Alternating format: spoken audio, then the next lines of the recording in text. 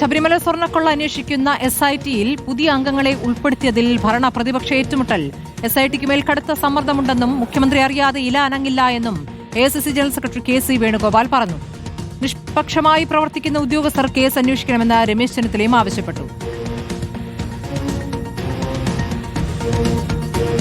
ഹൈക്കോടതി നിയമിച്ച SIT ആണെങ്കിലും ഈ SIT-യെ ഉദ്യോഗസ്ഥന്മാരെല്ലാം കേരള സർക്കാർ നിയന്ത്രണത്തിലുള്ള ഉദ്യോഗസ്ഥന്മാരാണ്. കേരള സർക്കാർ നിയന്ത്രിക്കുന്ന ഒരു പോലീസിനെ എത്രമാത്രം മുന്നോട്ട് പോകാൻ പറ്റുമെന്നുള്ളതിൻ്റെ പരിമിതിയാണ് നമ്മളിപ്പോൾ കണ്ടുകൊണ്ടിരിക്കുന്നത്. കാരണം ചോദ്യം ചെയ്യുന്നത് തന്നെ ചോദ്യം ചെയ്യപ്പെടുന്നവർക്ക് സൗകര്യപ്പെടുന്ന രീതിയിലാണ് ചോദ്യം ചെയ്യലുകൾ നടത്തപ്പെട്ടിരിക്കുന്നത്. ആരെ ചോദ്യം ചെയ്തതിനും ഞങ്ങൾക്കാർക്കും ഭയമില്ല. ഇക്കാര്യത്തിൽ കേരള സർക്കാർ ആരാ നിയന്ത്രിക്കുന്നത് അറിയാം. ഒരു ഇല അനങ്ങോ പിണറായി വിജയൻ അറിയാതെ കേരളത്തിൽ? ഞാൻ ഒരു കാര്യം പറയാം, അയ്യപ്പൻ്റെ മുതലടിച്ചുകൊണ്ട് പോയി ആരും രക്ഷപ്പെടുമെന്ന് കരുതണ്ട.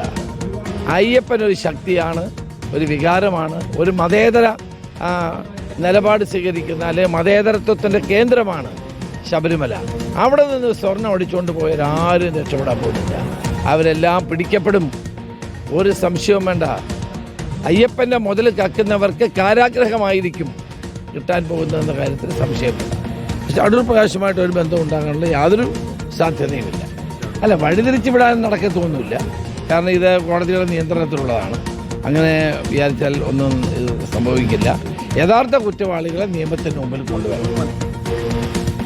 എന്നാൽ കോൺഗ്രസ് നേതാക്കളിലേക്ക് അന്വേഷണം എത്തിയപ്പോൾ പ്രതിപക്ഷം ആരോപണം ഉന്നയിക്കുകയാണെന്ന് CPM സംസ്ഥാന സെക്രട്ടറി MV ഗോവിന്ദൻ തിരിച്ചടിച്ചു. പുതിയ അംഗങ്ങൾക്ക് CPM ബന്ധമുണ്ടെന്ന ആരോപണം പ്രതിപക്ഷ നേതാവിന്റെ ഇരട്ടത്താപ്പാണെന്ന് മന്ത്രി MB രാജേഷ് പ്രതികരിച്ചു. അതായത് കോൺഗ്രസ് നേതാക്കന്മാരുടെ നേരെ അന്വേഷണത്തിൻ്റെ ഭാഗമായിട്ട് വരുന്ന വിവരങ്ങൾ പുറത്തു വന്നുകൊണ്ടിരിക്കുന്ന സന്ദർഭത്തിൽ അതിൽ നിന്ന് രക്ഷപ്പെടാൻ വേണ്ടിയുള്ള കുതറിച്ചാട്ടാണ് പ്രതിപക്ഷ നേതാവിൻ്റെ. അത് സ്വന്തം ഉത്തരവാദിത്തം മറച്ചു വെച്ചുകൊണ്ടുള്ള സമീപനവുമാണ്. ഈ കൊള്ളക്ക് അനുകൂലമായ നിലപാടാണ്. UDF കൺവീനറെ ചോദ്യം ചെയ്യും എന്ന വാർത്ത മാധ്യമങ്ങൾ റിപ്പോർട്ട് ചെയ്തതോടുകൂടി ബഹുമാനപ്പെട്ട പ്രതിപക്ഷ നേതാവിന് SIT-യിലുള്ള വിശ്വാസം നഷ്ടപ്പെട്ടോ? മണിക്കൂറുകൾ കൊണ്ടാണ് ഈ മലക്കം മറിച്ചത്. കടകംപള്ളിയെ മൊഴിയെടുക്കാൻ വിളിച്ചപ്പോൾ വലിയ ആഘോഷമായിരുന്നല്ലോ. ഞങ്ങളാരെങ്കിലും അതിനെതിരെ എന്തെങ്കിലും ആക്ഷേപം ഉന്നയിച്ചു? എന്നാൽ പ്രതിപക്ഷ നേതാവിന്റെ ഇരട്ടത്താപ്പ് നോക്കൂ. തങ്ങളുടെ ആരെങ്കിലും ചോദ്യം ചെയ്യാൻ വിളിപ്പിക്കുമ്പോഴേക്കും എന്തിനാണ് ഈ പരിഭ്രാന്തി? പ്രതിപക്ഷത്തിന് ഇപ്പൊ അന്വേഷണത്തിന്റെ പോക്കിൽ ഭയമുണ്ടെങ്കിൽ ആ പാരഡി ഗാനം അന്ന് പാടിയതുപോലെ ഒരുമിച്ചിരുന്ന് കൂട്ടമായിട്ട് പാടിയാൽ മതി. അതായത് സ്വർണം കട്ട് വിറ്റവനും കട്ട മുതൽ വാങ്ങിയവനും ഒറ്റ ഫ്രെയിമിൽ വന്ന ഒറ്റ ചിത്രമേ നമ്മൾ കണ്ടിട്ടുള്ളൂ. അതിൽ UDF കൺവീനറും പത്തനംതിട്ടയിലെ കോൺഗ്രസ് MP-യും ഉണ്ട് എന്ന് മാത്രമല്ല, ബഹുമാന്യയായ സോണിയാഗാന്ധിയുടെ വീട്ടിൽ വെച്ചാണ് ചിത്രം എന്നതും വ്യക്തമായി കഴിഞ്ഞു. അപ്പൊ അതുകൊണ്ട് ചോദ്യം ചെയ്യാൻ വിളിപ്പിച്ചു എന്ന മാധ്യമ വാർത്തകൾക്ക് പ്രാധാന്യമുണ്ട്.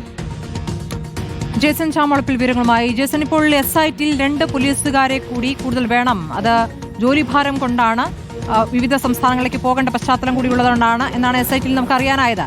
പക്ഷേ 2 പോലീസുകാരിൽ ഒരു പോലീസ് ഉദ്യോഗസ്ഥന് CPM-മായി ബന്ധം, അല്ലെങ്കിൽ CPM അനുകൂല പോലീസ് സംഘടനയുടെ പ്രതിനിധിയാണ് ആ പോലീസ് ഉദ്യോഗസ്ഥൻ. അത് പുറത്തു വന്നതോടുകൂടിയാണ് പ്രതിപക്ഷ നേതാവ് ഇന്നലെ വാർത്താക്കുറിപ്പ് ഇറക്കിയത്. പക്ഷേ ഇപ്പോൾ അത് കാരണം SIT ആ പോലീസ് ഉദ്യോഗസ്ഥരെ വേണ്ട എന്ന് വെച്ചു എന്നുള്ള വാർത്തകളുമുണ്ട്. അതിലെന്തെങ്കിലും ജേസന് വിവരങ്ങളുണ്ടോ?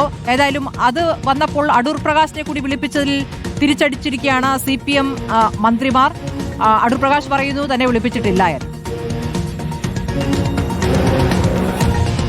സ്മൃതി, ഇത് സംബന്ധിച്ച് കഴിഞ്ഞ ഏതാനും ദിവസങ്ങൾ വരെ SIT-യുമായി ബന്ധപ്പെട്ട യാതൊരു തർക്കവും പ്രതിപക്ഷത്തിനോ ഭരണപക്ഷത്തിനോ ഉണ്ടായിരുന്നില്ല. പക്ഷേ അതിനുശേഷമാണ് ഇപ്പോൾ 2 പുതിയ ഉദ്യോഗസ്ഥരെ കൂടി അതിലേക്ക് ചേർക്കുന്നു. അതോടുകൂടി SIT-യുടെ വിശ്വാസ്യത തന്നെ ചോദ്യം ചെയ്യപ്പെട്ടു എന്നതാണ് പ്രധാനമായും പ്രതിപക്ഷം ഉന്നയിക്കുന്ന ആരോപണം.